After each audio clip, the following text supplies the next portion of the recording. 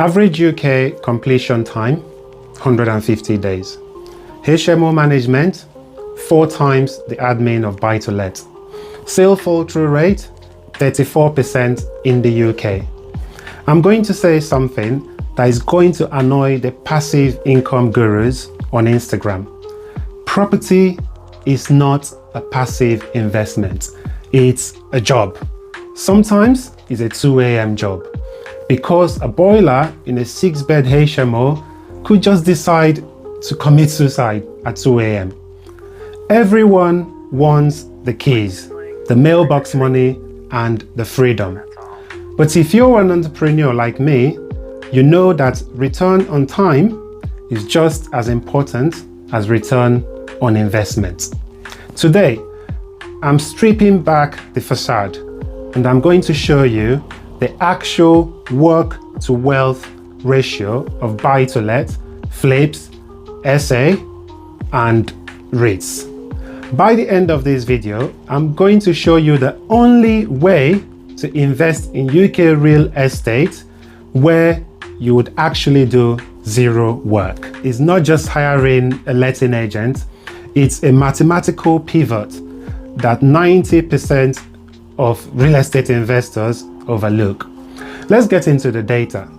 The vanilla buy-to-let could actually be a trap if you're looking for passive income. A standard vanilla buy-to-let, people think, I buy it, tenant pays, I profit. Wrong.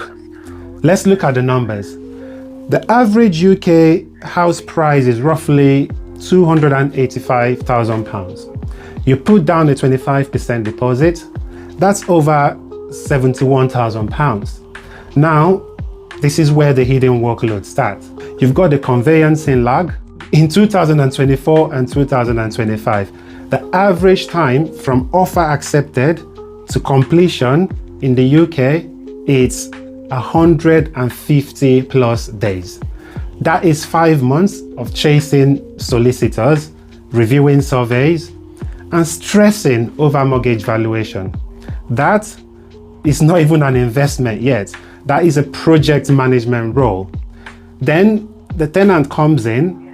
Even when you're paying a 10% management fee to an agent, you are still the chief problem officer. If a Section 21 or a Section 8 notice needs to be served, or you have a £3,000 damp issue, the agent don't pay for it, you do.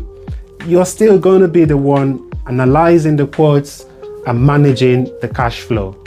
The maths doesn't lie. If you spend 5 hours a month managing a property that earns you £600 a month, your hourly rate is £60 per hour. Is your time worth £60 an hour? Probably. You might think, you know what, I'll go for a HMO for a better yield. I know you're thinking, why not HMO or serviced accommodation? The yield in those are around 12 to 15%. So yeah, it is a bit more.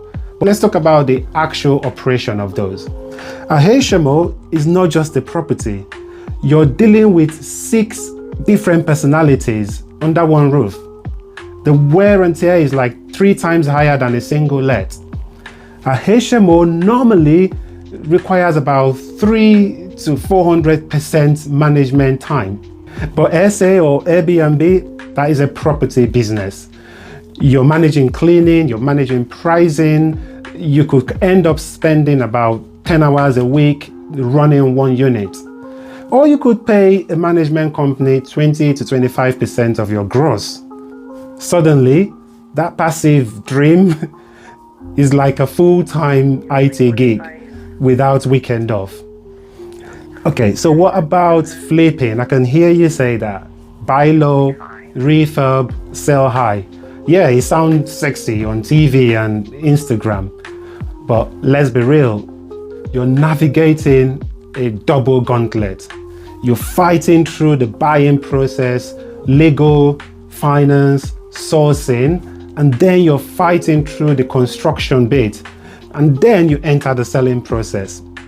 In the UK, 1 in 3 property sales fell through before completion. So imagine spending 6 months on a refurb, getting an offer, and then having the chain collapse because someone's buyer's buyer got a cold feet. That is not passive. That is high stake gambling with bricks and mortar. You're trading your sanity for a lump sum, and you have to do this over and over. It's a great way to build capital, but it's a furthest thing from passive than I've ever seen. Then the final way, pivoting into REITs. I can hear you asking, is there a way to actually stay in your lane, run your main business, and still gain from the UK property market? This is where REITs come in, real estate investment trusts. A REIT is a company that owns or operates or finances income producing real estate. By law in the UK, they have to distribute about 90% of their tax-exempt rental profit to all their shareholders. So this is where the maths win. If you're a busy entrepreneur looking for liquidity, you can sell your shares in seconds, but you can't sell an actual property in seconds.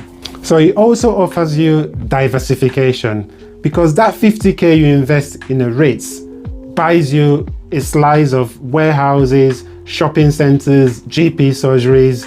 You don't have to worry about toilets. You don't know the tenants. You don't have to know the solicitor. You just know the dividends, the yield, and when it's coming to your account. So whilst a buy-to-let investment can give you a 5 to 7% gross yield before cost, a solid REITs would offer a consistent 5 to 8% dividend with 0 hours of work. That is the definition of passive. So in summary, if you want control and you enjoy the hustle of a property game, go buy the house, get the keys, do the work, but don't lie to yourself and call it passive. It's a side hustle that could grow into a conglomerate, but it's going to take your sweat.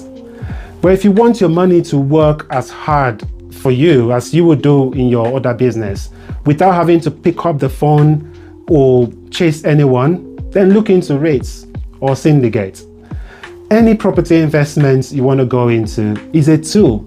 You just need to pick one that fits your lifestyle and your goal. If you're still leaning towards the hands-on approach and you want to see how I actually vet a deal, source a deal, and ensure that the headache is actually worth the money in the end, then watch this video here for the 5 red flags you need to avoid when choosing a property. And somewhere around here, also watch that video for how I actually find or source good value property. Until next time, stay focused and invest smart. Catch you later.